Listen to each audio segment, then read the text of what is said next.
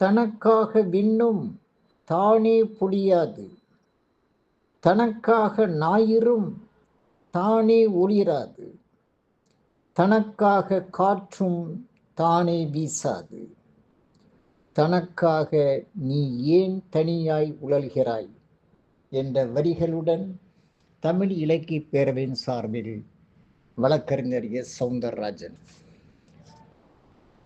தான் கடைப்பிடிக்கும் கருத்தை மட்டுமே அடுத்தவருக்கு போதிக்க வேண்டும். அடுத்தவரிடம் எதை போதிக்கிறோமோ அதை முதலில் நாம் பின்பற்ற வேண்டும் என்பது பொதுமறை.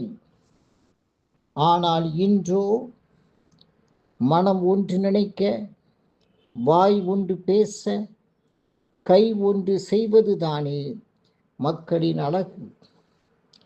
மக்கள் சேவகரான நெல்சன் மண்டேலா தென் ஆப்பிரிக்காவில் வெள்ளையர் பின்பற்றிய நிறவரி கொள்கையை எதிர்த்து 67 ஆண்டு காலம் போராடினார். தன் போராட்ட வாழ்வில் 27 ஆண்டுகள் சிறை கொடுமைகளை அனுபவித்து இளமை முழுவதையும் இழந்து வயோதிகராக வெளியே வந்த மண்டேலா 1994 வெள்ளையரும் கருப்பரும் வாக்களித்து ஜனாதிபதியானார். அவர் நினைத்திருந்தால் இறக்கும் வரை தென் ஆப்பிரிக்க அதிபராக இருந்திருக்க முடியும்.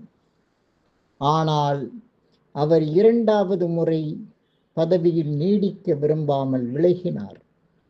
விலகியவர் அரிஸ்டாட்டில் ஓய்வுக்கு வகுத்த இலக்கணப்படி மக்கள் சேவையில் தொடர்ந்து ஈடுபட்டார்.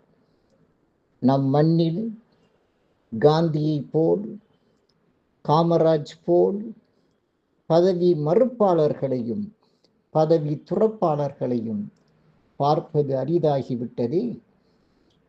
நான் எப்போதும் உழைத்து கொண்டே இருப்பேன். என்னால் ஒருபோதும் சும்மா இருக்க முடியாது. மரணம் மட்டுமே என் உழைப்புக்கு முற்றுப்புள்ளி வைக்க முடியும் என்றார் ஆபிரகாம் லிங்கன். நன்றி, வணக்கம்.